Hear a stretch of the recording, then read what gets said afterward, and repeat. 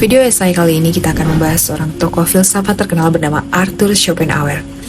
Ia adalah salah satu filsuf yang pertama kali benar-benar mempertanyakan nilai keberadaan dengan menggabungkan cara berpikir timur dan barat secara sistematis dan memperkenalkan seni sebagai fokus filosofis yang serius.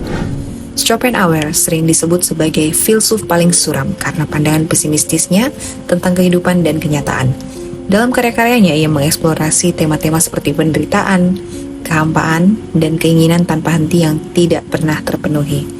Dia menganggap kehidupan sebagai sebuah perjuangan yang penuh dengan kesengsaraan, di mana semua manusia terjebak dalam siklus tanpa akhir dari keinginan dan penderitaan. Oke, sebelum ke videonya, jangan lupa like video ini, dan bagi kamu yang belum subscribe, silahkan subscribe. Biografi Schopenhauer. Schopenhauer lahir pada tahun 1788 di tempat yang sekarang disebut Polandia. Namun, menghabiskan sebagian besar masa kecilnya di Hamburg, Jerman, setelah keluarganya pindah ke sana ketika ia berusia 5 tahun. Ia dilahirkan dari keluarga kaya. Ayahnya adalah seorang bangsawan tinggi, pedagang internasional yang sukses. Karena Schopenhauer muda ini diharapkan mengikuti jejak ayahnya, namun sejak usia dini dia tidak tertarik pada bisnis dan malah tertarik pada bidang akademis.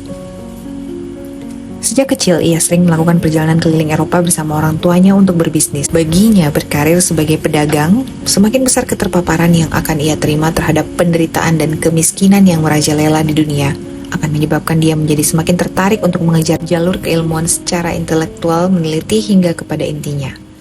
Pertanyaan-pertanyaan filosofis sering muncul di kepalanya tentang bagaimana dunia bekerja, mengapa, dan lebih akurat mana. Hal itu membuat ia tampak bertentangan dengan perjalanan bisnis internasional yang sudah dijalankan keluarganya. Kemudian pada akhirnya Schopenhauer kuliah di Universitas Göttingen pada tahun 1809, di mana pada semester ketiga dia akan menjadi lebih diperkenalkan dan fokus pada filsafat. Pada tahun berikutnya, ia pindah ke Universitas Berlin untuk belajar di bawah program filsafat yang lebih baik yang dipimpin oleh dosen-dosen filsafat terkemuka pada masa itu. Namun, Schopenhauer segera menyadari bahwa filsafat akademis tidak perlu dikaburkan, terlepas dari keprihatinan nyata dalam kehidupan dan seringkali terikat pada agenda-agenda teologis yang kesemuanya itu ia benci. Akhirnya dia meninggalkan sirkuit intelektual akademis dan menghabiskan dekade berikutnya berfilsafat dan menulis tentang pikirannya sendiri. Pada usia 30 tahun, Schopenhauer menerbitkan dua karya yang sangat penting dalam hidupnya. Kedua karya tersebut menggambarkan sistem filosofinya yang lengkap. Salah satunya adalah disertasinya tentang 4 prinsip dasar akal yang diterbitkan pada tahun 1813. Karya ini bersama dengan karya lainnya yang diterbitkan pada tahun 1819 berjudul Dunia sebagai Kehendak dan Representasi, cara besar-besaran mempengaruhi pemikiran Barat. Meskipun karya-karya ini tidak langsung mendapat perhatian, tetapi setelah beberapa dekade pengaruhnya mulai terasa. Selama beberapa tahun, Schopenhauer bekerja sebagai dosen dan menerjemahkan teks dari Prancis ke Inggris. Namun, kesuksesan terbatas dialaminya dalam hal ini. Baru pada usia 50 tahun, karya-karya Schopenhauer mulai mendapat pengakuan yang layak. Ini terjadi setelah ia menerbitkan buku esai pada tahun 1851 yang akhirnya membawanya kepada ketenaran yang tetap melekat padanya hingga akhir hayatnya. Philosophy of Schopenhauer. Filosofi Schopenhauer sangat dipengaruhi oleh karya Immanuel Kant.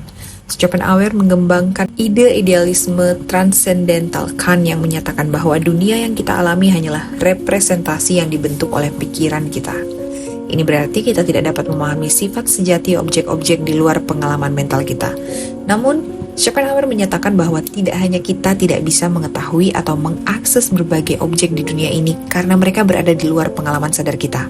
Sebenarnya tidak ada pluralitas objek di luar pengalaman kita sama sekali. Menurut Schopenhauer, yang ada di luar pengalaman kita adalah kesatuan realitas tunggal, semacam esensi atau kekuatan yang mendorong keberadaan, melampaui waktu, ruang, dan objektifikasi. Schopenhauer menjelajahi dan mendefinisikan kekuatan ini dengan merujuk pada pengalaman hidup di dalam tubuh, mengusulkan bahwa satu-satunya hal di dunia yang dapat kita akses adalah bukan hanya representasi mental dari suatu objek, tetapi juga representasi mental dari pengalaman subjektif langsung dari dalam. Dari sini, Schopenhauer menggambarkan bahwa yang kita temukan di dalam inti keberadaan kita adalah kekuatan perjuangan yang tidak sadar dan gelisah, menuju makanan untuk bertahan hidup dan reproduksi. Dia menyebut kekuatan ini sebagai keinginan untuk hidup secara esensial. Schopenhauer menyimpulkan bahwa realitas terdiri dari dua sisi. Satu sisi adalah pluralitas dengan segala sesuatu sebagaimana mereka direpresentasikan ke dalam alam sadar, dan sisi lainnya adalah kekuatan tunggal yang menyatu dari kehendak. Oleh karena itu, dia memberi judul karya besarnya sebagai Dunia Kehendak dan Representasi. Penting untuk dicatat bahwa istilah kehendak mungkin menyesatkan karena dapat menimbulkan kesan niat atau motivasi sadar seperti yang dimiliki manusia. Tetapi bagi Schopenhauer, kehendak adalah perjuangan tanpa kesadaran yang buta, tanpa tujuan atau motivasi selain untuk terus berjalan demi menjaga dirinya sendiri. Karya Schopenhauer sebagian besar merupakan tanggapan terhadap Kant dan tradisi filsafat barat, namun juga mencatat pengaruh Hinduisme dan Buddhisme. Kesimpulannya tentang hakikat realitas mirip dengan keduanya. Penilaiannya terhadap hubungan negatif antara realitas dan kesadaran diri mencerminkan gagasan-gagasan penting dalam agama Buddha. Ini membuat Schopenhauer menjadi salah satu filsuf pertama yang benar-benar menggabungkan pemikiran Timur dan Barat. Dengan cara yang komprehensif dan sistematis, terutama yang mirip dengan agama Buddha, Schopenhauer melengkapi medley filosofinya dengan lapisan pesimisme suram yang tak tergoyahkan. Baginya, penderitaan adalah objek langsung dan langsung dari kehidupan, yang menunjukkan bahwa keberadaan kita gagal sepenuhnya mencapai tujuannya. Rasa sakit yang melimpah di dunia berasal dari kebutuhan dan keinginan yang tak terpisahkan dari kehidupan itu sendiri. Schopenhauer menilai kualitas realitas sebagai sesuatu yang fundamental, menggambarkan keinginan untuk hidup sebagai kekuatan jahat yang membuat kita sebagai individu menjadi korban dalam proses kelanjutannya.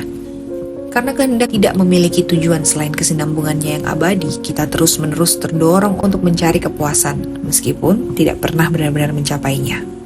Schopenhauer menyatakan bahwa kebahagiaan sejati bukanlah masalah kesenangan dan kegembiraan, melainkan pengurangan dan pembebasan dari rasa sakit yang sebanyak mungkin. Dia mengusulkan dua metode utama untuk mencapai hal ini, melalui seni dan filsafat, serta dengan mempraktikkan asketisme. Bagi Schopenhauer, seni yang baik dapat memberikan pemahaman mendalam tentang sifat keberadaan, sedangkan asketisme merupakan penyangkalan terhadap keinginan duniawi. Meskipun karya Schopenhauer seringkali dipenuhi dengan klaim besar yang sulit dipertanggungjawabkan, dia merupakan salah satu filsuf pertama yang memperkenalkan makna filosofis pada seni, dan dikenal sebagai filsuf seniman. Meskipun mungkin kontroversial, gagasannya menawarkan wawasan mendalam tentang sifat manusia dan realitas, menegaskan bahwa penderitaan dan kesedihan kita memiliki dasar yang kuat dalam kenyataan kehidupan yang keras. Meski mungkin tidak semua orang setuju dengan pandangannya, Schopenhauer tidak pernah menyimpang dari sistem filosofisnya, membangun dan memperkuatnya sepanjang hidupnya. Meskipun karyanya dianggap suram oleh beberapa orang, bagi yang lain, itu melegakan dan memberikan legitimasi atas kesedihan dan penderitaan yang dialami oleh banyak orang. Dalam karya-karyanya, Schopenhauer mengingatkan kita akan kenyataan keras kehidupan, di mana pikiran dan tubuh seringkali bersekongkol melawan kita. Tidak disebutkan bahwa Schopenhauer akan terus mempengaruhi seniman seperti penulis Richard Wagner dan Gustav Mahler, serta tokoh-tokoh seperti Marcel Proust, Leo Tolstoy, dan Samuel Beckett, dan pemikir seperti Friedrich Nietzsche, Sigmund Freud, dan serta banyak lainnya. Kontribusinya pada pemikiran modern telah menemukan masalah awal dari berkembangnya dunia agnostik yang perlu diatasi oleh filsafat, karena manusia terlihat semakin terkurung dalam kehampaan makna dan konfrontasi tanpa rasa takut dengan hakikat keberadaan, termasuk semua kengerian dan kesengsaraannya. Schopenhauer membuka kemungkinan baru untuk menemukan jawaban dari dalam, memperkenalkan pendekatan filosofis yang menghadapi kenyataan kehidupan tanpa mengurangi ketakutannya. Dengan keberanian ini, dia membantu membentuk pemikiran modern untuk selamanya. Sekian video saya kali ini, terima kasih sudah menonton dan sampai jumpa kapan-kapan.